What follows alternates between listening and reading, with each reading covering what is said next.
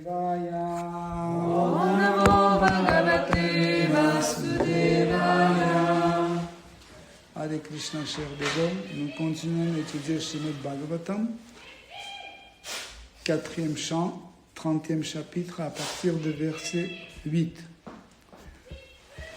Shri Bhagavan Uvacha Varam Vrinhyam Dhadram Vo Yuyam Menripanandana Sauhardena Prithag Dharmas Tushtoham Sauhridenava. Traduction. Dieu, la personne suprême, dit: Mes chers princes, je suis très touché par l'amitié qui vous unit. Tous, vous œuvrez pour une même cause, le service de dévotion. Cette amitié qui vous caractérise me comble tant que je vous souhaite toute heureuse fortune. Vous pouvez maintenant me demander n'importe quelle bénédiction. Le Seigneur était fort satisfait de ce que les fils du roi Prachina Bharishat étaient tous unis dans la conscience de Krishna. Chacun de ces princes T'as dit teneur et porté. teneur et porté par sa divine grâce, Bhaktivedanta Swami Srila Prabhupada. Oui. Le Seigneur était fort satisfait de ce que les fils du roi Prachina Bharishat étaient tous unis dans la conscience de Krishna. Chacun de ces princes était une âme individuelle, mais tous étaient unis dans le service absolu qu'il offrait au Seigneur. La véritable unité se rencontre entre les âmes distinctes qui cherchent à satisfaire le Seigneur suprême ou qui le servent avec dévotion. Dans l'univers matériel, en revanche, cette unité n'est guère possible. Bien que les hommes s'unissent officiellement, leurs intérêts sont tout à fait distincts. Aux Nations Unies, par exemple, chaque nation a ses ambitions propres et par conséquent, il ne peut y avoir d'unité. Ce manque d'unité entre les âmes distinctes est si grand en ce monde que même les membres d'une association consciente de Krishna semblent parfois désunis à cause de leurs opinions diverses et leurs tendances matérielles. À vrai dire, dans la conscience de Krishna, il ne peut y avoir deux opinions puisqu'il n'y a qu'un seul but, servir Krishna le mieux possible. S'il survient en désaccord à propos d'un certain service, il doit être considéré comme spirituel. Ceux qui s'absorbent véritablement dans le service du Seigneur suprême ne peuvent être désunis en quelque circonstance que ce soit. Ceci comble d'aise le Seigneur et l'incite à octroyer toutes sortes de bienfaits à ses dévots. Comme ce verset l'indique, nous voyons en effet ici le Seigneur disposé à couvrir de ses bénédictions les fils du roi Prachina Bharishat. Merci, tu peux.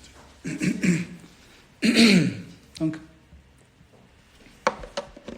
ce verset commence par Shri Bhagavan Uvacha. Donc, vous savez, quand un dévot qui est plein de dévotion envers Shri Krishna et qui a développé une forte attirance, une forte attraction envers Krishna, juste en entendant cette phrase, Shri Bhagavan Uvacha, il peut rentrer dans l'extase. Parce que pour lui, ce n'est pas important ce que le Seigneur a dit, mais ce qui est le plus important, c'est le Seigneur qui a dit. Vous voyez la nuance? Ça, c'est quelque chose qu'on doit comprendre parce que le Seigneur suprême, il est tellement parfait qu'il peut dire tout ce qu'il veut et ça sera toujours le bien absolu. Dans la philosophie et dans la théologie, il y a cette notion de bien absolu. En fait, Dieu, c'est bien absolu. Et aucun homme ne peut pas avoir la position de bien absolu. Pourquoi? Parce que nous distinguons toujours le bien et le mal, le grand et le petit, mauvais ou, je ne sais pas, bon, etc., etc. Mais en réalité,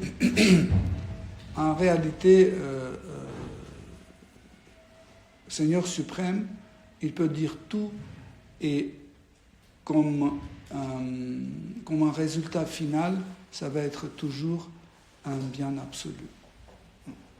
C'est pour cette raison quand on entend Shri Bhagavan Uvacha, c'est déjà bien, c'est déjà suffisant.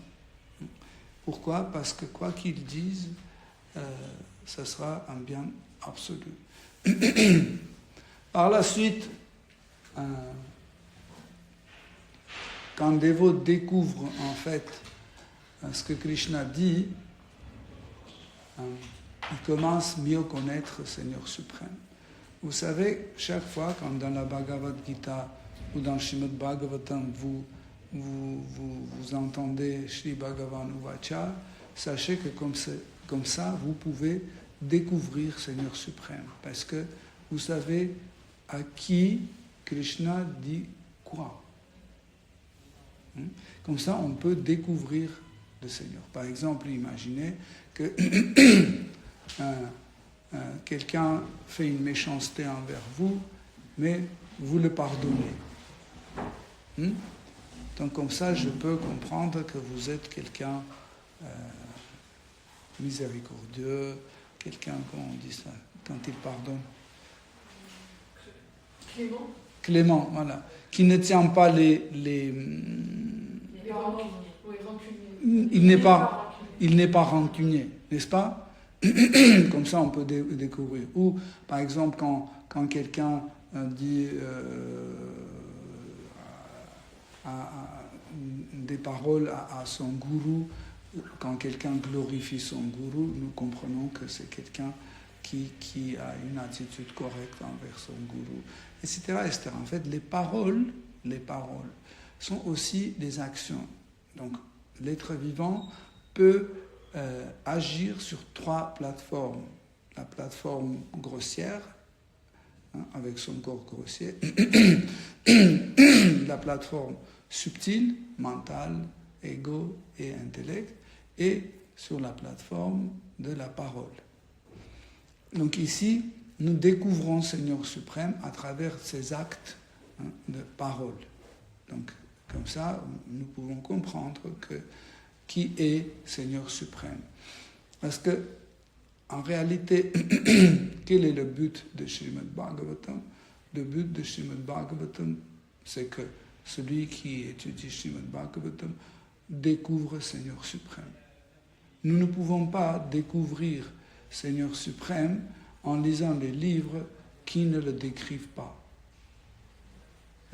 Par exemple, vous lisez un livre, je ne sais pas, Robinson Crusoe, etc., et vous ne connaissez pas Dieu, et vous ne pouvez pas découvrir Dieu. Mais celui qui a déjà étudié la Bhagavad Gita, celui-là qui a compris Srimad Bhagavatam, qui a étudié Srimad Bhagavatam, un livre comme Robinson Crusoe peut devenir pour lui un livre transcendantal. Pourquoi? Parce qu'il va regarder de notre aspect. Il va dire, qu'est-ce qu'il est chanceux, Robinson Crusoe. Parce que les gens cherchent à trouver un lieu solitaire et ils ne trouvent pas. Et du coup, Krishna doit arranger pour qu'il se trouve dans un lieu solitaire, pour qu'il puisse contrôler ses sens, etc. Pour qu'il fasse l'austérité, etc. Et en fait, cette connaissance, en fait, la connaissance de Srimad Bhagavatam, c'est égal à la connaissance de Sri Krishna. Et ici, en fait, nous, par ces paroles, par les paroles de Krishna, nous pouvons comprendre c'est quel Krishna est venu. Quel Krishna est venu, vous avez compris, quand on dit quel Krishna, parce qu'il y a beaucoup d'aspects de Krishna, nous pouvons comprendre c'est lequel qui est venu. Et ce qui est intéressant, on peut comprendre aussi à cette catégorie de personnes, qu'est-ce que Krishna souhaite. Par exemple, Seigneur Vishnu, c'est rare qu'il va voir les gopis. Sauf que si Krishna prend la forme de Vishnu pour taquiner les gopis. Parce qu'il sait que, en fait, cette forme est complètement étrangère aux gopis. il n'y a rien, bon, pas rien, mais il n'est pas attirant parce qu'il y a des éléments qui dérangent leur relation. Et parmi toutes ces choses qui vraiment dérangent les relations entre gopis et, supposons, Seigneur Narayana, c'est ces 4 bras. Ces 4 bras et les attributs. Imaginez que vous avez un rendez-vous avec votre amant tard la nuit, dans un petit bois, etc., en cachette, et votre amant arrive avec 4 bras, avec Sudarshana Chakra qui tourne, avec la masse, etc. Ça sera pour vous incompréhensible et c'est pas le même contexte.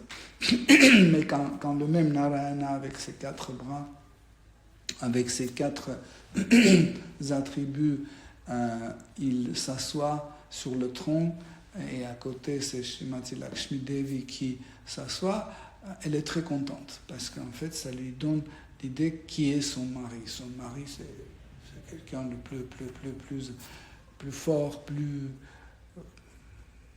beau, etc. Plutôt plus puissant, plus connaissant, etc. etc.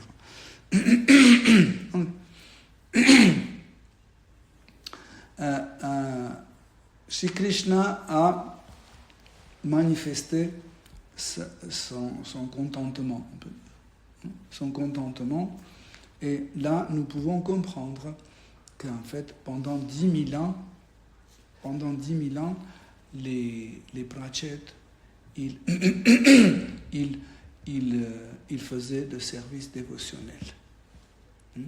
Parce que Krishna est content seulement quand on fait un service dévotionnel pour lui.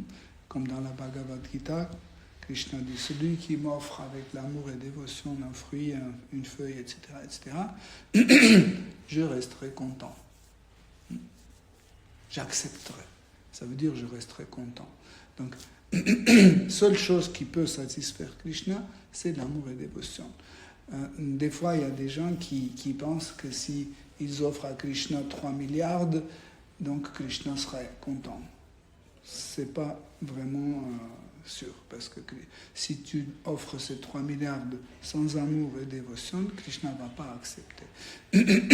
Mais ici, nous voyons que les Prachetas, pendant 10 000 ans, ils faisaient un service dévotionnel. En fait, quel type de service dévotionnel faisaient les Prachets? Nous sommes habitués à un autre service dévotionnel qui est cuisiner le matin, faire ceci, cela, aller à yoga lyrique, changer d'eau, etc. etc. Mais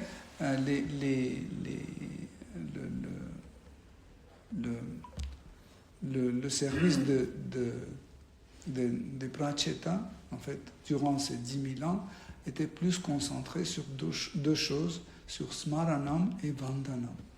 Donc il se souvenait de Krishna à travers les paroles et à travers les descriptions que Seigneur Shiva a données, et Vandanam, la glorification, il glorifiait Seigneur suprême.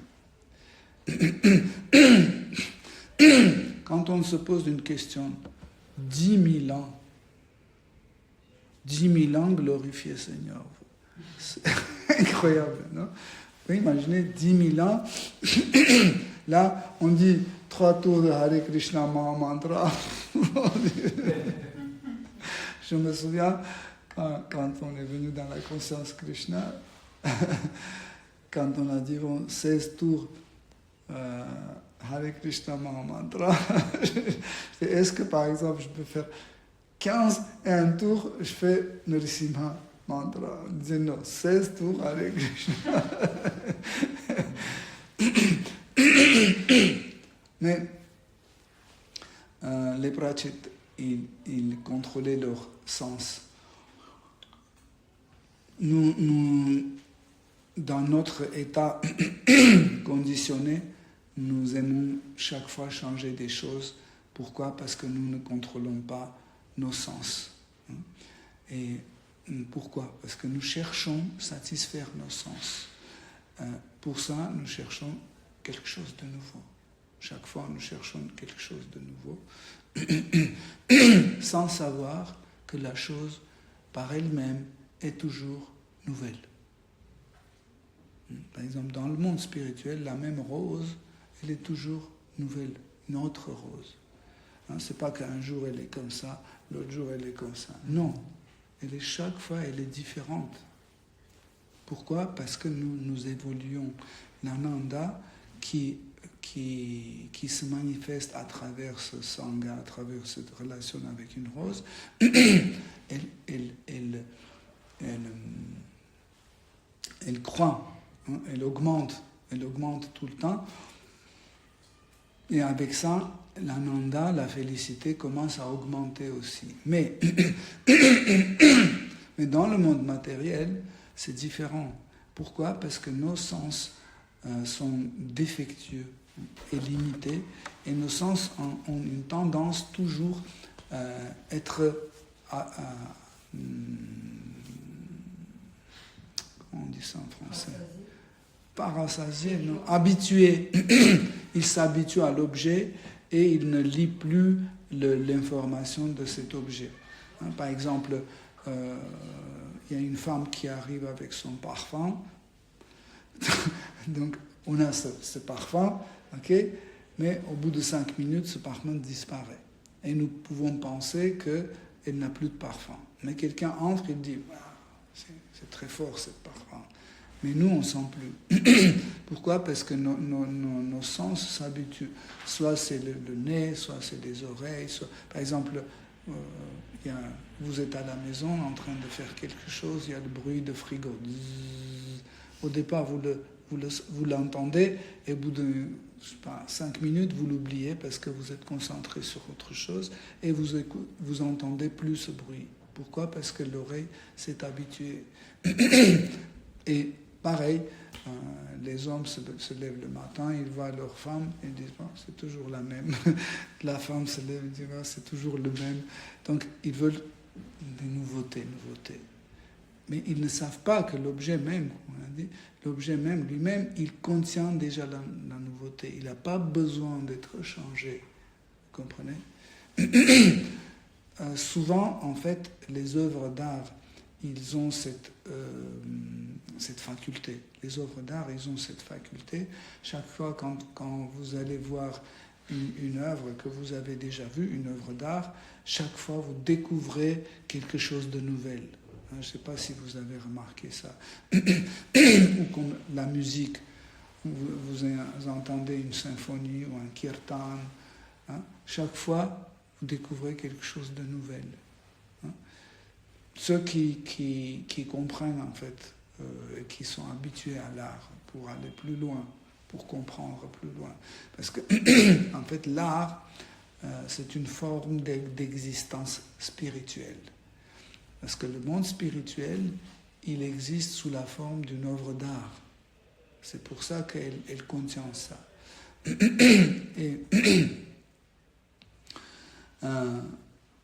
Et parce que cela reflète dans le monde matériel, à travers des œuvres d'art, nous pouvons aussi découvrir en fait cette profondeur de nouveauté de mêmes objets. Ça veut dire le même objet peut toujours être plus profond et plus profond. Un dévot qui étudie Srimad Bhagavatam, qui s'associe avec les dévots, avec Krishna, avec les murtis, il doit petit à petit s'habituer avec cette idée et essayer de l'appliquer pour voir comment en fait le même Krishna, le même Jagannath, Baladev, Subhadra, chaque jour est différent. Ceux qui sont sincères et ceux qui veulent vraiment avoir une association avec Krishna, ils doivent avoir cette expérience. Vous ouvrez l'hôtel et vous voyez que le murti est différent. C'est toujours comme ça. Et un jour, vous ouvrez, regardez que Radha Govinda vous regarde et puis vous mettez la flûte, il dit non, je veux pas. Il fait ça, il dit qu'est-ce que j'ai fait, pourquoi? Et pourquoi ça arrive? En fait, parce que pour vous, c'est pas une sculpture. Pour vous, c'est quelqu'un qui vit chez vous, hein, qui est abrité chez vous.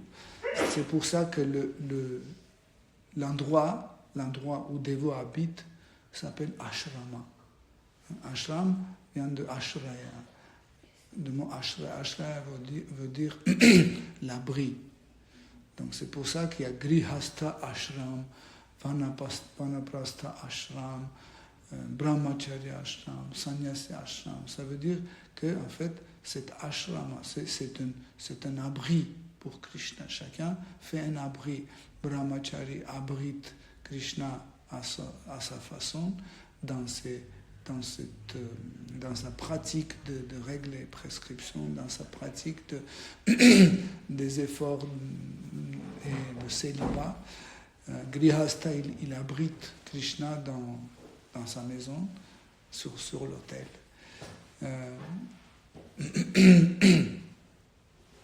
Sannyas, il abrite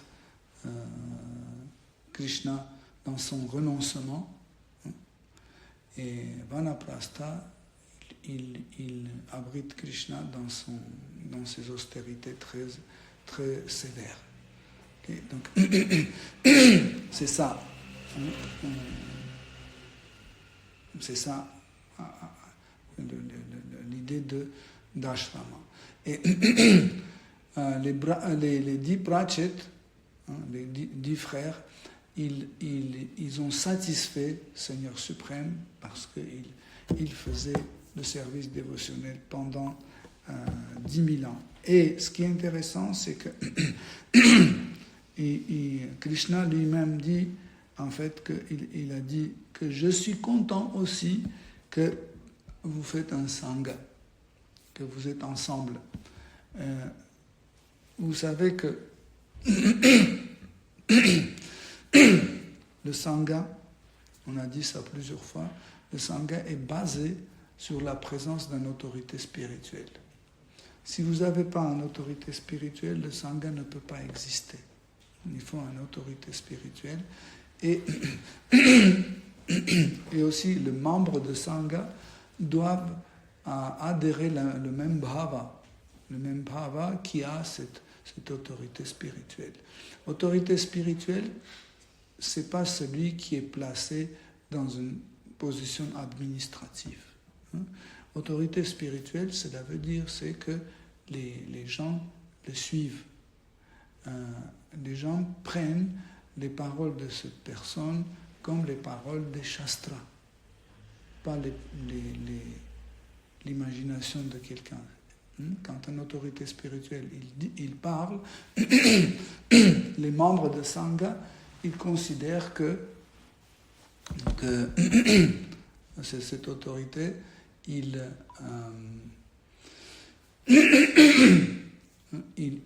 parle de en fait,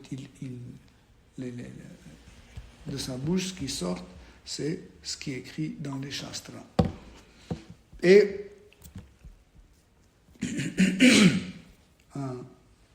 Seigneur Kshirodakasha Vishnu, il dit que je souhaite que vous ayez tout ce qu'un homme qui cherche la vérité absolue est. C'est comme ça. Oui. J'ai bien dit? Grammaticalement. En fait, Krishna dit que je vous souhaite d'avoir tout ce que quelqu'un doit avoir qui cherche la vérité absolue. C'est compréhensible? Oui, c'est compréhensible. Ok. Donc, il dit, comme cela, vous pouvez me demander de toutes sortes de bénédictions. Toutes sortes de bénédictions. Et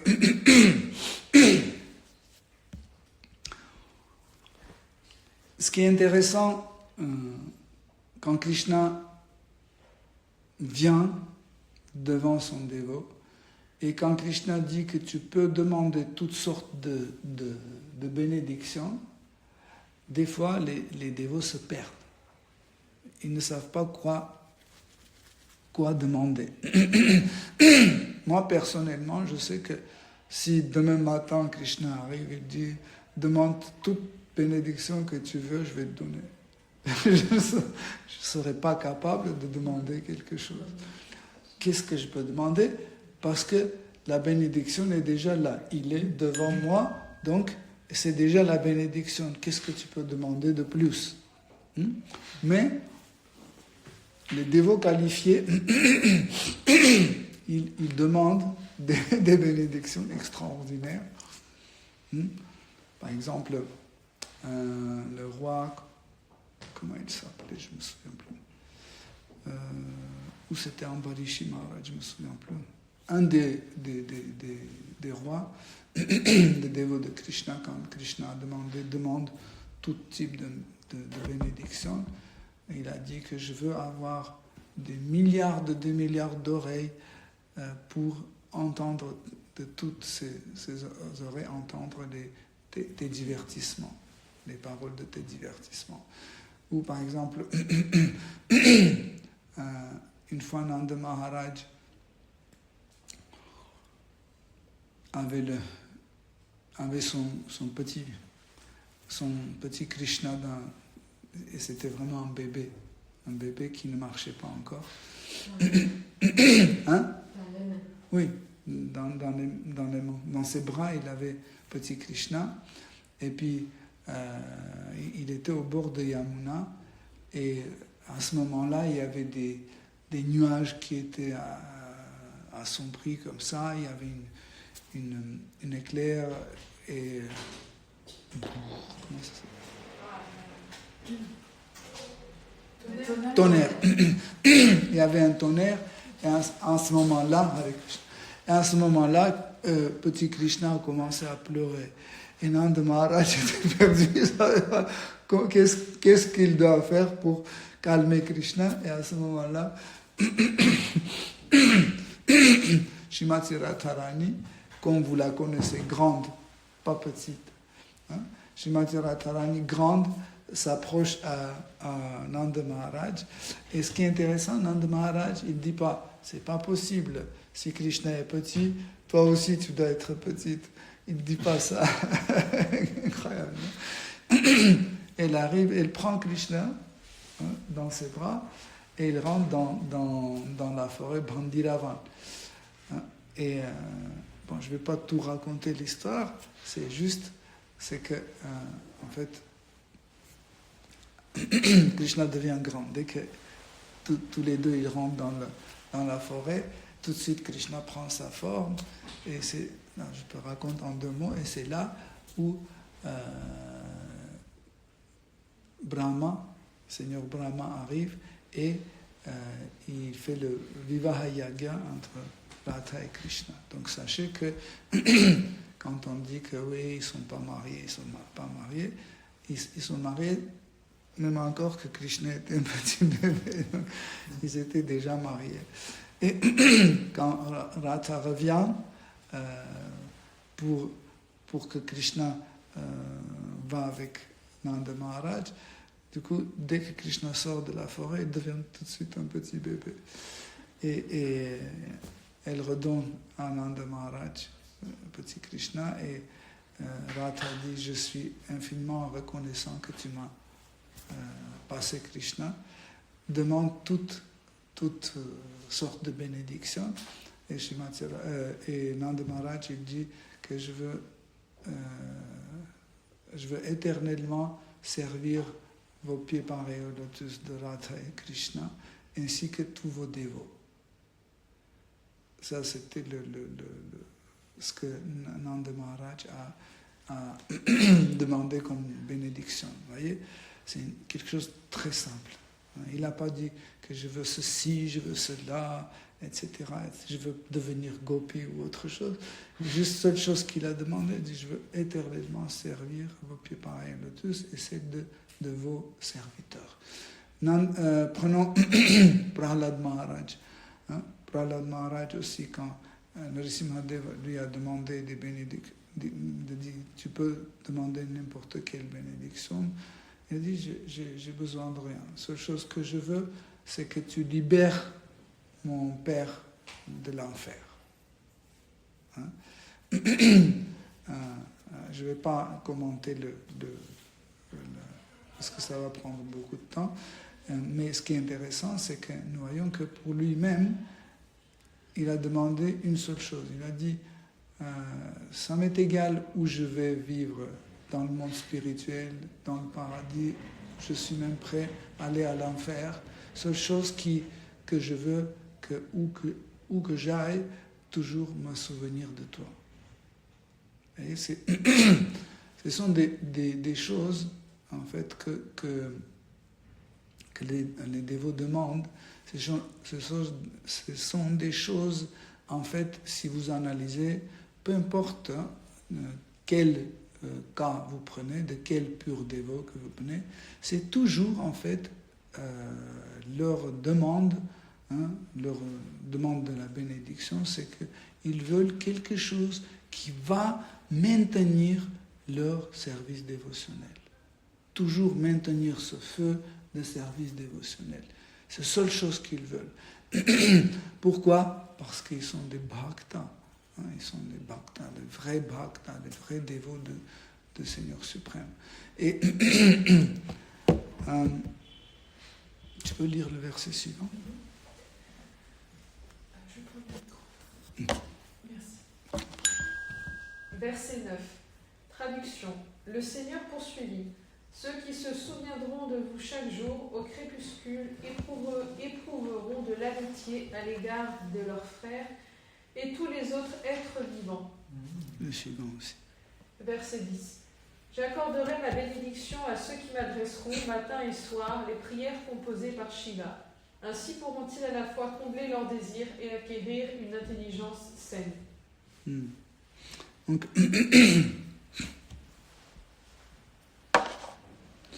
ce qui est intéressant, vous voyez, que Krishna dit, c'est pas seulement vous qui allez recevoir des bénédictions, mais aussi chaque personne qui, le matin et le soir, va adresser sa parole à moi avec les prières de Shiva, de Seigneur Shiva.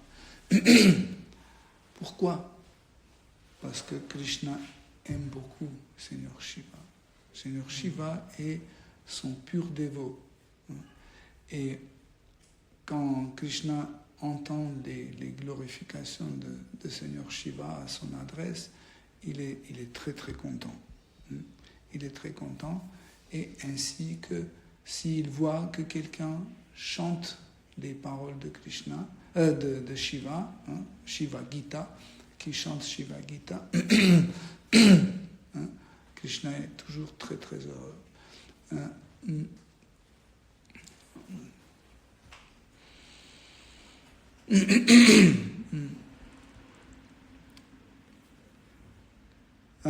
Krishna précise dans ce verset, il dit que, en fait, ces prières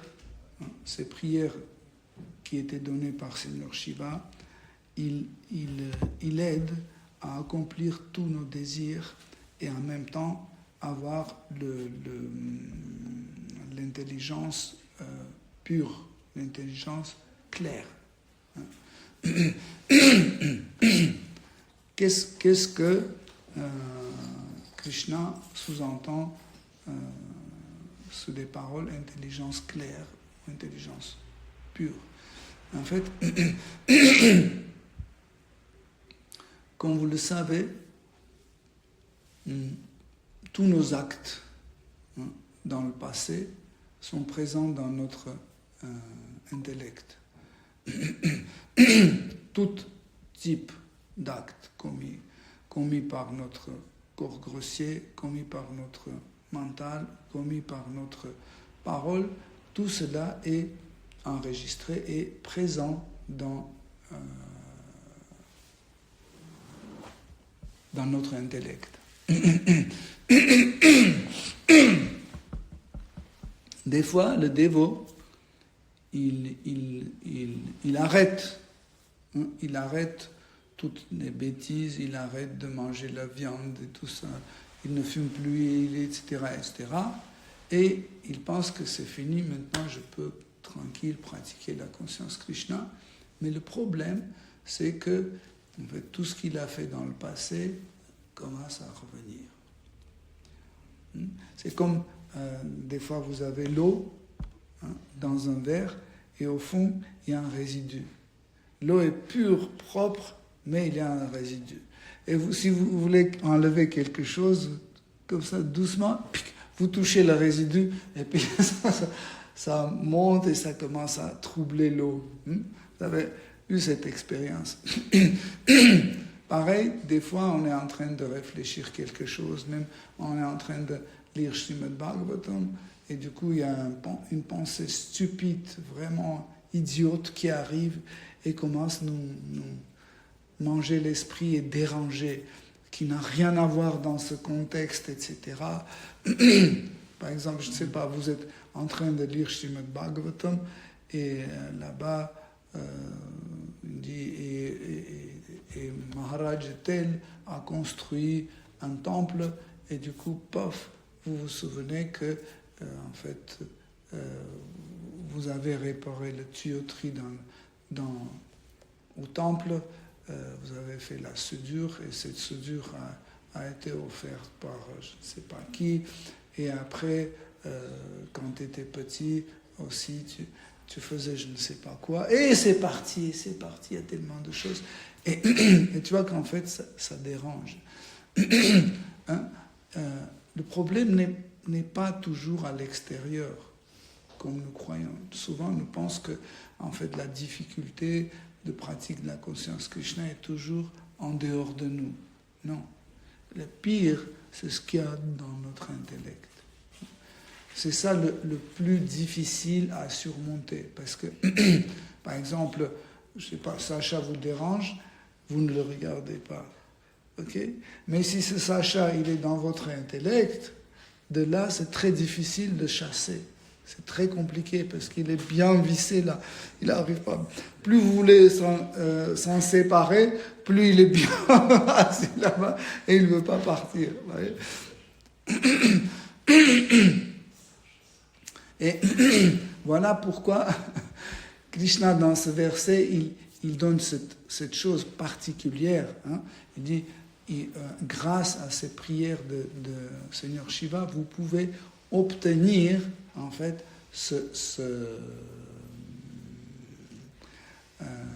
cette intelligence claire. Cette intelligence claire.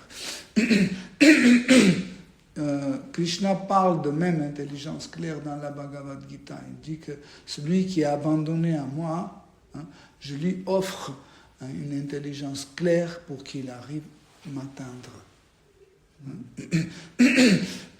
En fait, cette intelligence claire, c'est celui qui est tellement bien rangé que quand le dévot est en train de méditer, penser, ces parasites, ces pensées parasites, ils ne tombent pas sous les mains ou devant lui.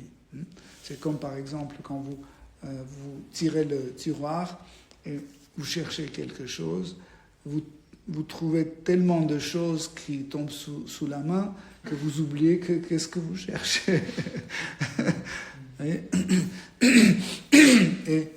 intelligence claire, c'est quand vous ouvrez le tiroir et la chose que vous cherchez est au-dessus de tout. Et vous ne remarquez plus ce qu'il y a derrière. Ça, c'est l'intelligence claire. Vous pouvez imaginer, par exemple, il vous faut un tournevis, vous tirez, la tournevis est là. 5 minutes après, vous venez, il vous faut, je ne sais pas, une cuillère, vous tirez, la cuillère est là. Vous ne faites pas ça. Vous voyez? Ça, c'est l'intelligence claire. Et cette intelligence claire, pour un dévot, c'est que chaque chose qu'il voit, chaque chose qu'il pense, c'est donné sous une forme qui nous permet à atteindre Shri Krishna. C'est-à-dire chaque chose est liée. Par exemple, vous avez un téléphone devant vous, il vous rappelle votre service, il vous rappelle Krishna. Je ne sais pas, une fleur, vous voyez, disez ça, c'est très bien. Quand vous voyez les petites fleurs comme ça, vous dites, ah oui, ça sera vraiment la taille de ma Radharani sur l'autel, c'est vraiment tout petit, c'est vraiment sa taille, etc. Donc ça, c'est l'intelligence claire. Cette intelligence claire, nous ne pouvons pas avoir sur commande. Mais un dévot qui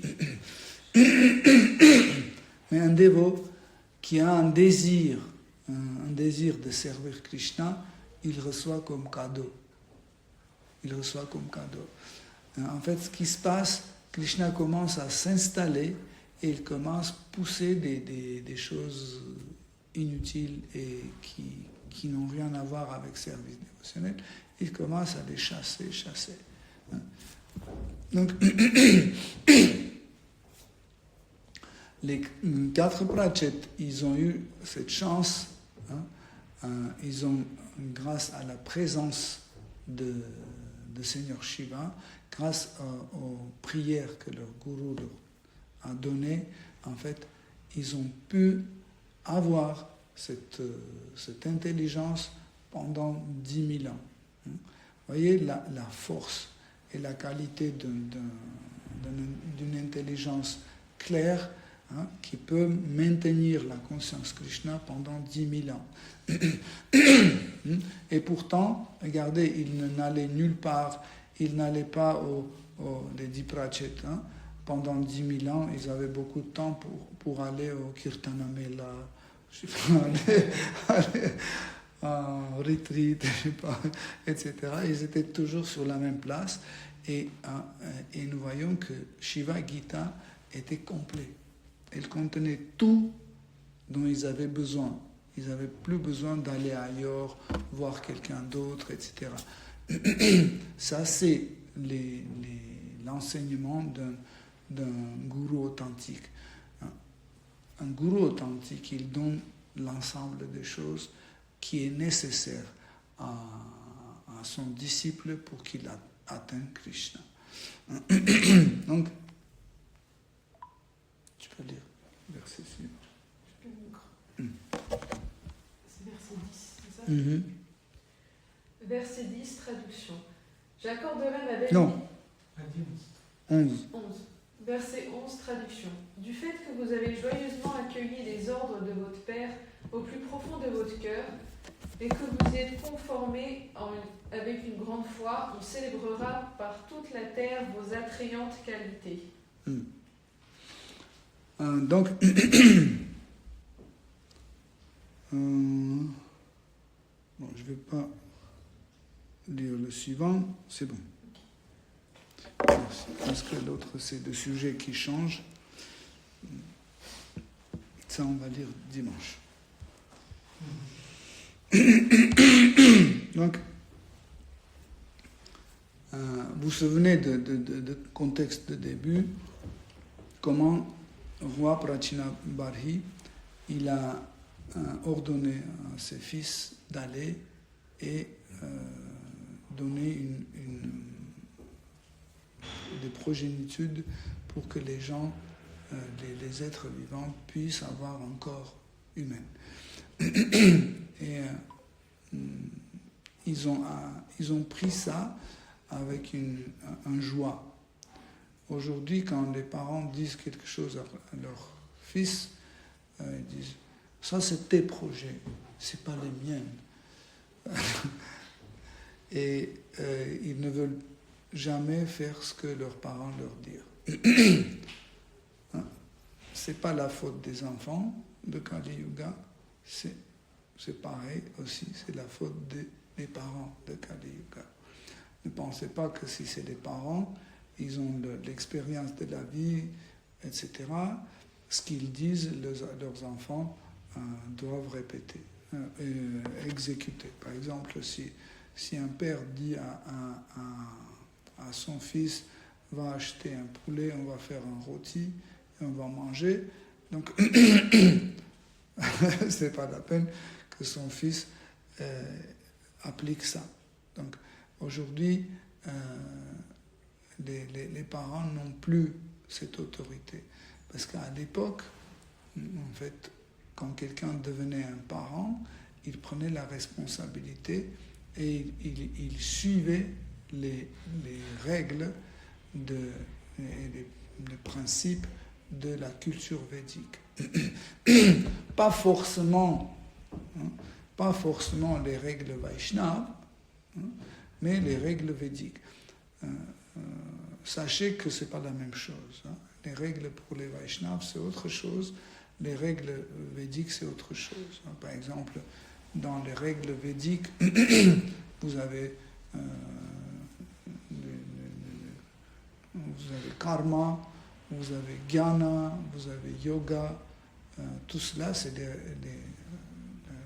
fait partie de culture védique. Ainsi que le Vaishnavisme aussi, il fait partie de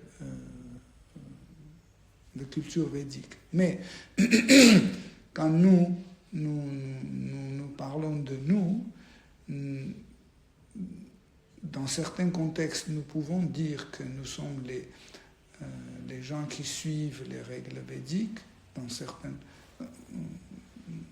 degrés. Mais dans certains contextes, nous devons préciser que nous faisons partie des traditions Vaishnava. Parce que juste dire que nous suivons les règles védiques, dans ce cas-là, on peut dire, mais pourquoi vous ne faites pas la méditation impersonnelle? Parce que ça rentre aussi dans les règles védiques. Pourquoi vous ne pratiquez pas Ashtanga Yoga? Pourquoi vous ne faites pas les sacrifices Ashwamedha Yagya? Pourquoi pas? Parce que c'est prescrit par les Védas. Les règles pour les Vaishnavas sont différentes. Il ne faut pas les mélanger. Même dans la Garuda Purana, quand Garuda explique les règles et prescriptions pour un karmi, concernant le membre de la famille qui a quitté son corps, Seigneur Vishnu explique qu'est-ce qu'il y a les procédures à faire, etc., etc. Et à la fin, il dit, mais cela ne concerne pas un monde dévot. Cela veut dire que tout ce qui concerne un Vaishnava, en fait, il est sous les règles et prescriptions différentes. Les règles pour les Vaishnavas sont différentes parce que il y a une différence entre les Vaishnavas et les croyants. C'est pas la même chose. Vous pouvez avoir beaucoup de croyants qui croient en Dieu, etc. Mais les Vaishnavas, ce sont des adorateurs de Vishnu. Vous ne pouvez pas dire à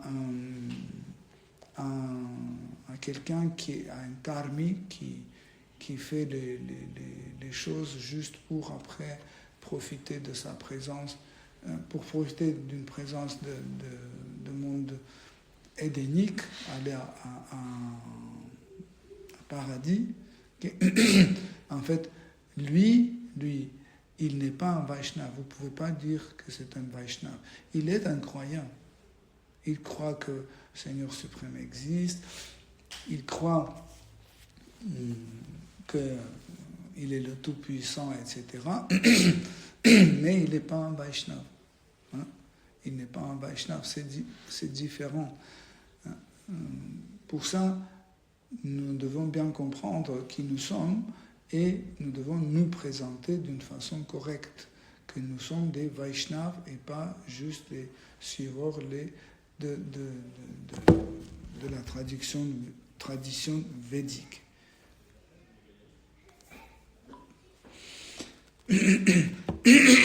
Et aussi ici,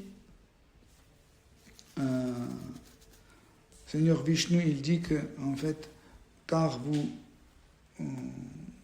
vous avez fait des efforts pour pour appliquer le désir de votre père, je vais faire de telle sorte pour que le gloire de vos divertissements, de vos actes soit connu dans le monde entier, pour que tout le monde parle de vous. Un dévot, en réalité, un dévot ne fait rien pour être connu ou pour que tout le monde soit au courant de lui, etc. En réalité, seule chose que Dévot fait, il fait la prédication. Et en fait, cette prédication qui lui rend glorieux. Chez le Prabhupada, il ne faisait pas quelque chose exprès pour devenir connu. Il n'allait pas à côté des stars de cinéma prendre des photos pour que tout le monde dise « Ah oui, ça c'est Michael Jackson, et à côté c'est qui hein? Ça c'est chez le Prabhupada. » Non. Il ne faisait jamais ça. Hein? Pourquoi? Parce qu'il savait que c'est automatique. Hein? Il est devenu, chez le Prabhupada, est devenu une personne hyper connue grâce à sa prédication. Il ne faisait pas quelque chose exprès pour ça. Aujourd'hui, les gourous, certains gourous, ils passent plus de temps pour cliquer sur les Facebook, machin, etc., pour avoir plus de points, pour être plus présents dans différents sites internet, etc., pour que leur nom soit écrit par ici, par là, etc. Un Vaishnava ne doit pas faire ça. Hein. Sa prédication est déjà suffisante pour devenir quelqu'un connu. Hein. Et sachez, si un Vaishnava, Krishna donne une connaissance d'un certain diamètre, on peut dire comme ça, ce diamètre de connaissance englobe en fait son bhava. Pour que vous compreniez mieux, par exemple, il y a beaucoup de compositeurs dans la musique classique, il y a beaucoup de compositeurs, Beethoven, Mozart, Berlioz, Debussy, Ravel, etc. etc. Et c'est comme ça. L'amateur de Beethoven, c'est pas forcément le même qui aime la musique de Frédéric Chopin. Par exemple, quand il y a un concert de Chopin, les amateurs de Chopin viennent ici, mais les amateurs de Beethoven ne viennent pas. Ils vont écouter le concert de Beethoven. Okay? Donc en fait, ça, en fait, c'est pas vraiment bhava, mais on peut dire bhava. Donc, pareil, en fait, un gourou, un Vaishnava, quand il commence à prêcher, il a son bhava. Et en fait, ce bhava définit le diamètre de sa gloire. Quand nous commençons d'une façon artificielle élargir ce diamètre, le bhava commence à disparaître. Parce que le bhava a son limite. C'est pas une limite d'impuissance de bhava. Vous comprenez? C'est pas parce que le bhava est impuissant, c'est pour ça que ça met des limites. Non, le contraire. C'est le bhava même, en fait, trace les limites de sa présence, parce que si elle élargit, elle prend encore des autres personnes, le bhava sera cassé. Les éléments, les mauvais éléments, entre guillemets, vont entrer et vont tout casser.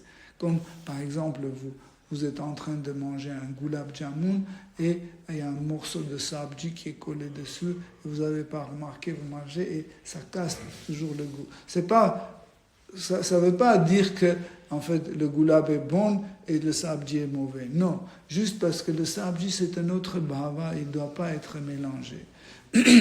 C'est pour ça que les shastras disent que le gourou ne peut pas avoir, pas seulement il ne doit pas avoir beaucoup de disciples, il ne peut pas avoir beaucoup de disciples, parce que son bhava, en fait, limite une certaine diamètre de sa gloire, et quand le gourou il maintient son bhava, ce cercle en fait de sa gloire reste, il reste bien maintenu. C'est pour ça que si le gourou respecte en fait le principe d'avoir un certain échange avec ses disciples, donc il ne grandit pas artificiellement ses limites. Okay? Donc, ici, les prachetas, ils sont devenus connus et glorieux. Pourquoi ? Parce qu'ils ont fait automatiquement. Ils ont pris le goût de Seigneur Shiva, le bhava, Shiva bhava, et en fait, grâce à ce Shiva bhava, en fait, il y avait ce cercle de leur gloire. On ne pensait pas que tout le monde connaissait les prachetas, mais ceux qui aiment Seigneur Shiva, sûrement, ils ont dû savoir qui est les prachetas. Vous comprenez ? Donc, dans toutes les choses, c'est comme ça.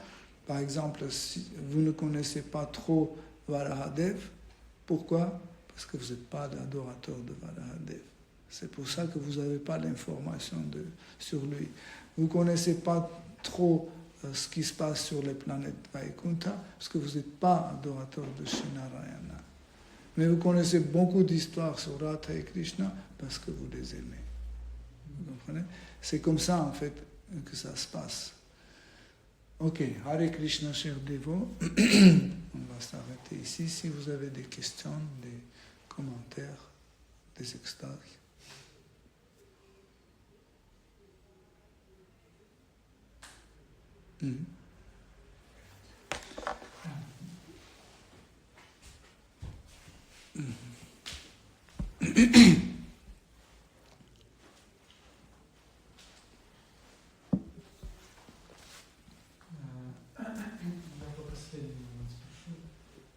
Там говорилось с радостью в сердце.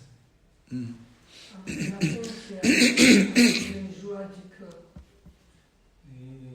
я хотел спросить, относится ли это тоже к преданным, когда духовный учитель дает наставление? Est-ce que ça concerne les dévots aussi quand le maître spirituel donne les instructions? То есть, что мы тоже должны иметь эту радость. Est-ce que nous aussi on doit avoir ce joie du cœur? Et ne pas avoir le sentiment encore. Как это влияет на выполнение, на результат? Et comment ça influence le résultat?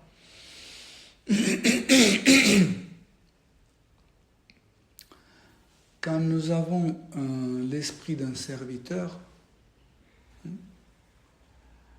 il suffit de notre maître qui nous dise « va chercher de l'eau », tout de suite la joie de cœur apparaît.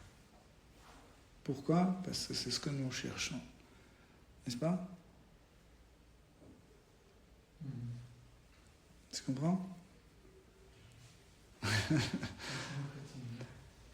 Parce que je me sens le serviteur de Sri Narayana. Je me sens. Donc, quand il me dit « va faire quelque chose », tout de suite, la joie de cœur va apparaître. Non, c'est normal. Parce que c'est ce que je veux. Chaque instant, j'attends. Et pourquoi il ne me demande rien ? Pourquoi il ne m'ordonne pas ? Et il arrive, il dit « va chercher de l'eau ». Waouh, tout de suite. C'est comme ça. Mais si nous n'avons pas cette cette idée de servir quelqu'un. Il suffit par exemple, des fois, il y a le président de temple, il arrive, il y a des dévots qui sont en train ils ont fini manger, ils sont en train de bavarder, c'est tellement bien, il y a le soleil, tout ça. Et il voit que le président de temple arrive comme ça, tout le monde se cache. Ils savent qu'il va être... Ah, tiens, il faut sortir des poubelles. Pourquoi? Parce qu'on n'a pas ce désir de servir. On a le désir de gratifier nos sens. C'est bien. Pourquoi tu es venu? Pourquoi tu as dit ça? Tu as tout cassé. Tu es une casse-ambiance. C'était tellement bien. Hein? Mais tu ne peux pas forcer à apparaître la joie de cœur. Tu ne peux pas forcer ça ou pratiquer ça. Si par exemple le gourou te dit va nettoyer le sol et tu n'as pas cette joie, ça veut dire que tu ne veux pas servir le gourou.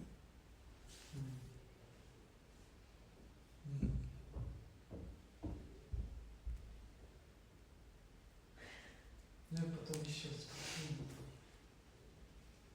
Ну ладно, хорошо. Вот. Оно бывает, что иногда прям у тебя там просто ты хочешь все, там, не знаю, просто скажи. Parfois, tu as envie de tout faire. Ну, ты же делаешь такое желание, да, ты хочешь. Parfois, il y a le sentiment, on attend qu'on nous dise quelque chose à faire. А бывает, что ты понимаешь это. Et parfois, tu comprends ça. Ну, логика, что вот это Кришна. Parfois, tu comprends avec la logique que Krishna, Ну, что Кришна сейчас хочет, чтобы ты это делал. que Krishna veut que tu fasses ça. Правильно? Est-ce que c'est correct? Ça dépend de 3 gunas. Quel guna a pris l'influence le plus fort? Par exemple, quand c'est tamaguna, on peut être paresseux, la paresse. Je suis très bien là, elle me dit, va chercher de l'eau. Oh. Ça peut être le tamas. Et tamas peut avoir différentes origines. On peut être dans le tamas, pourquoi?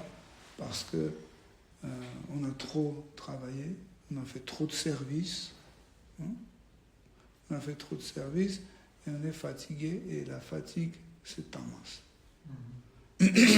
On peut être fatigué, pourquoi? Parce qu'on a mangé trop. Ça, c'est rajas. Okay? Donc, on peut, comme tu as dit, bien réfléchir avec notre conscience, notre mental. Ça peut être sattva, quand on est dans sattva guna, etc. Tu comprends? Tout dépend de l'influence de guna. En fait, les gunas peuvent créer un état mental chez l'être.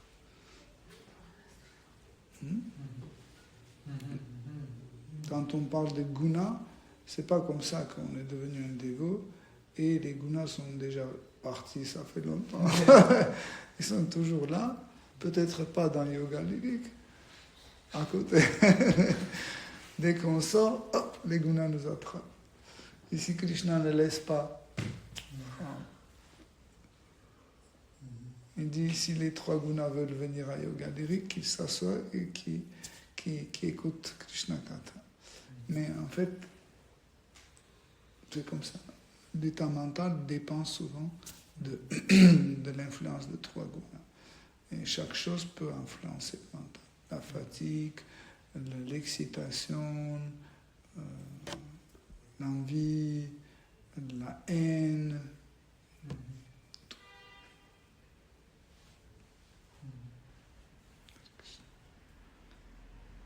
Ok. Да. Там, вы сказали, да, и Шрила Прабхупада говорит, что Кришна, Vous avez dit, chez le Prabhupada aussi, a dit что Кришна был доволен преданным служением. que Krishna était contente par le service dévotionnel. Но там в стихе так четко говорится, что он был доволен дружбой. Mais dans le verset, très précisément, il était dit que Krishna était content avec l'amitié, ou pour l'amitié. И может ли быть дружба преданным служением? Est-ce que l'amitié peut être le service dévotionnel? En fait, c'est pas comme ça, c'est dans l'autre sens. C'est pas que l'amitié devient le service dévotionnel, c'est que le service dévotionnel a créé l'amitié. Voilà. C'est le service dévotionnel qui a créé l'amitié. Srila Prabhupada, dans cet exemple, il dit que les membres de notre corps sont en train de faire des fonctions complètement différentes. Hein. Par exemple, les yeux, ils regardent, les oreilles écoutent, la langue goûte, etc. Ils font des fonctions complètement différentes, mais pour le même but, pour maintenir le corps. Hein? Pour maintenir le corps. Donc, quelqu'un, par exemple, mâche, hein?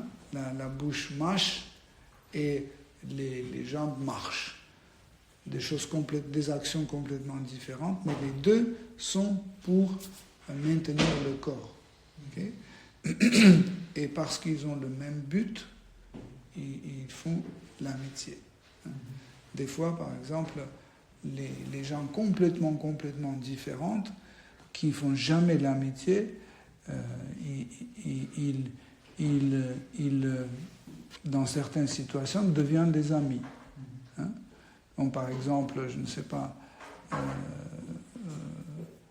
vous avez quelqu'un qui vous aimait pas du tout, etc., mais un jour, vous avez besoin de, je sais pas, un truc de sécurité sociale, et vous allez au bureau, et lui aussi, il est là, et il a besoin de la même chose, et vous ne trouvez pas la solution, et après, il t'aide, tu lui aides, et vous devenez un ami sur cette plateforme-là.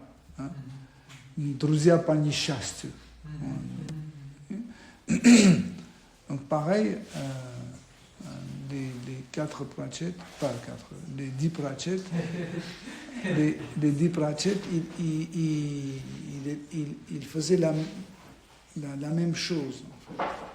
Et cela a créé, en fait, l'amitié entre eux, l'a renforcé, parce que le but les a réunis. En général, le but qui réunit les gens. Okay? Par exemple, quand on crée une famille, hein, quand on se marie, quand on fonde une famille, si les membres de cette future famille n'ont pas le même but, cette union sera faible et inutile. Tu comprends? Если у них ни одна и та же цель. Donc le but réunit les gens. Là, ils étaient des amis. Pourquoi? Parce qu'ils faisaient tous la même chose, hein, et leur but était le même. Okay? Et comme vous savez, pour avoir une amitié, il faut le principe d'égalité. S'il n'y a pas dans les relations entre les amis égal à égal, donc l'amitié ne sera pas faite. Par exemple, si une personne riche veut faire une amitié avec une personne pauvre, hein, il doit lui donner beaucoup d'argent pour qu'il devienne riche, pour qu'il puisse avoir l'amitié. Sinon, c'est impossible. Par exemple, Krishna,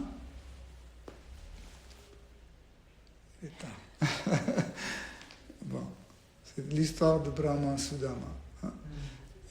Krishna, il était l'ami de Brahmana Sudama. Okay? Et quand vous connaissez l'histoire, c'est une histoire de pur nectar. Et quand Brahmana Sudama est allé chez lui à Dwaraka, vous vous souvenez, Et après, il n'a rien demandé. Il a dit comment je suis chanceux. En retournant, il dit, j'ai bien fait de ne lui rien demander et ne pas abîmer cette amitié, etc. Mais quand il est rentré chez lui, il a trouvé une énorme palais pour lui, etc., que Krishna a fait pour maintenir l'amitié. Hein? Vous comprenez? Donc, parce que le principe de l'amitié, c'est l'égalité. C'est pas que Krishna dit, ok, pour qu'on soit amis, si je suis Dieu la personne suprême, tu dois être aussi Dieu la personne suprême. Non, non, c'est le contraire. Il abandonne sa position de Dieu la personne suprême pour pouvoir rester sur la même plateforme, pour pouvoir faire l'amitié. Mais c'était pas nécessaire qu'il y ait un palais qui devienne riche. Enfin, ils étaient déjà amis, non? Hein? Ils étaient... regarde. Quand il n'était pas riche, Krishna. Passez de là. Même quand il était pas riche. En fait, qu'est-ce qui se passe? Quand Krishna et Balaram sont allés dans l'école de Sandipani Muni, en fait, les élèves ne savaient pas qui est Krishna et qui est Balaram. Ils ne savaient pas qui sont. Même au départ, on ne connaissait même pas leur nom, leur prénom. Et même Sandipani Muni, il les appelait les Kshatriya. En fait, c'était exprès pour que les démons ne savent pas où se trouvent Krishna et Balaram, parce qu'ils cherchaient les tuer. Donc comme ça, en fait, Vasudeva et Devaki, ils ont pris cette décision d'une façon incognito de les placer chez Kuru. Et comme ça, ils n'ont pas dit leur nom. Parce que si on disait que voilà, ça c'est Krishna, ça c'est Balarama, tout de suite, tout le monde connaîtrait qui est là-bas. Donc ils ne disaient pas comme ça. Ils étaient comme un auditeur libre, entre guillemets. Et là, quand Brahma Sudama a fait l'amitié avec Krishna, ils ne savaient pas que Krishna est riche. Ils étaient égal à égal. Et quand ils sont partis de l'école, depuis, ils ne se sont pas vus. C'est après ils se sont vus quand Brahman Sudama est allé à Dwaraka le voir. Et là, Krishna a réglé, en fait, le déséquilibre, il a réglé. Donc, quand il avait volé le prasad de Krishna, quand il a mangé, il ne savait pas que c'était Krishna, en fait. Non, il savait que c'est lui. Imagine que je sais que toi, t'es toi, mais je ne sais pas que tu t'appelles Yumi, que tu vis là, ici, rue Baudelic, etc. Hein? Il ne savait pas que c'était Dieu. Non. Ouais,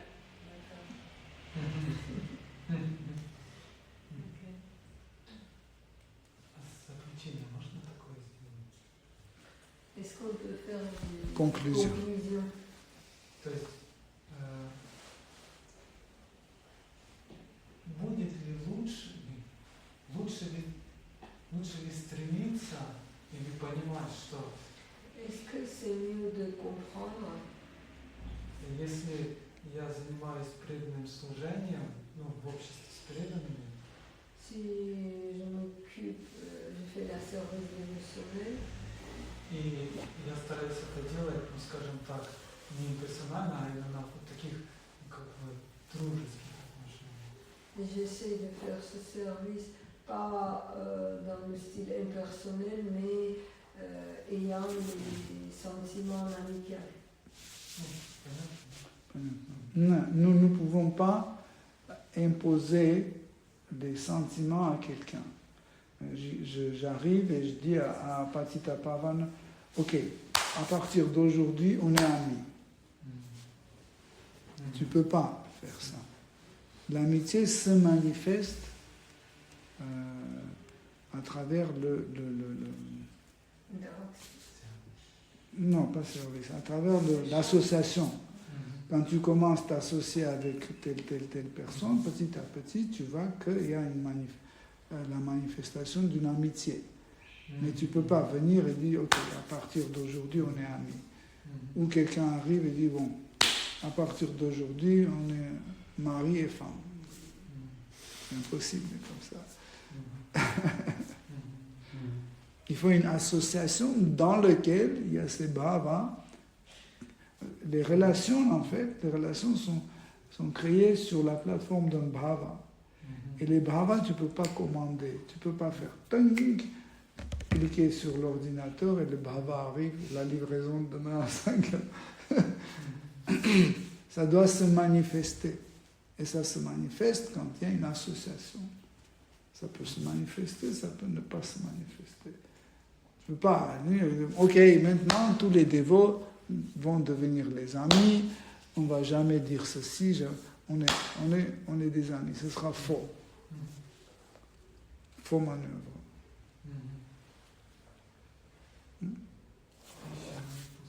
Non, il est trop tard.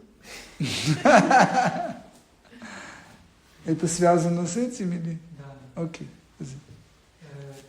Если ты, например, в обществе с преданными, вот чувствуешь такие, ну, скажем, дружеские. Par exemple, si tu es dans une association avec les autres dévots et tu sens les sentiments, les sentiments amicaux te lient avec eux. Или видишь кого-то первый раз и чувствуешь, что ты ну, как бы такой. Où tu vois quelqu'un et dès le début tu sens des sentiments amicaux. Может это говорить о том, что ну, похожее настроение нет? Est-ce qu'on peut dire que donc, les humeurs sont les mêmes entre ces deux personnes? C'est possible. Ok, Hare Krishna, cher dévot. On va s'arrêter là. N'oublie pas éteindre. Shri Srimad Bhagavatam ki jai, Shri Prabhupada ki jai. Gloire aux dévots assemblés, Hare Krishna.